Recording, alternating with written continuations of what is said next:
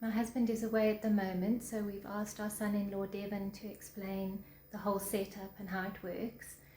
He was here when the guys installed it, so he knows all the ins and outs, and he was helping them, while they were putting it in, so he knows a lot more than I do. So here he is. So today we're doing just a quick overview of the system, kind of a short and sweet. So we have 44 panels, 4 strings of 11, 2 strings run into this inverter, 2 strings run into this inverter. They run through our breaker here, and through these switches here. This is DC power coming in from the panels, which means direct current, so it's just a solid stream of power. The inverters then convert it into AC power, which is alternating current, so it's like a pulsating stream of power. I don't know why we do that, but the modern power grid was built around AC for some reason.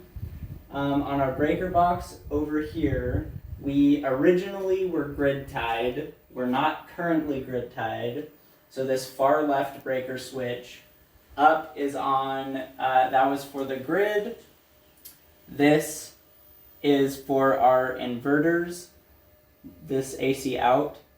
And this changeover switch, when you flip it up, it completely bypasses the inverters and draws directly from the grid or the generator.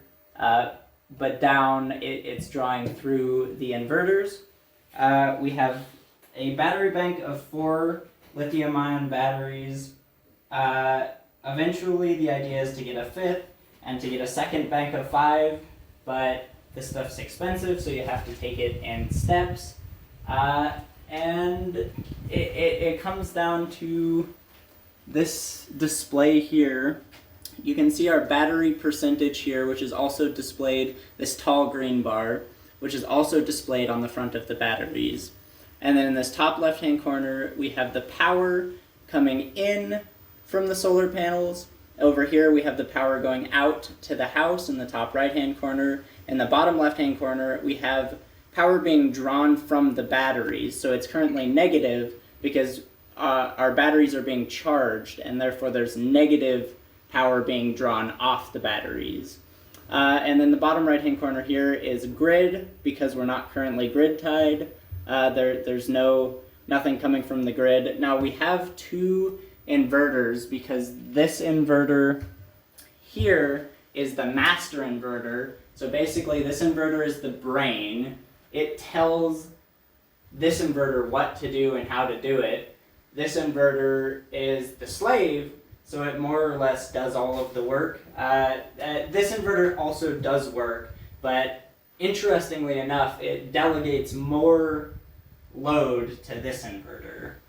And from there, these convert it into AC and send it directly through the breaker box here and into the house just like normal power. It's plenty of power to do any of the household things, wash dishes. We run a workshop off of it.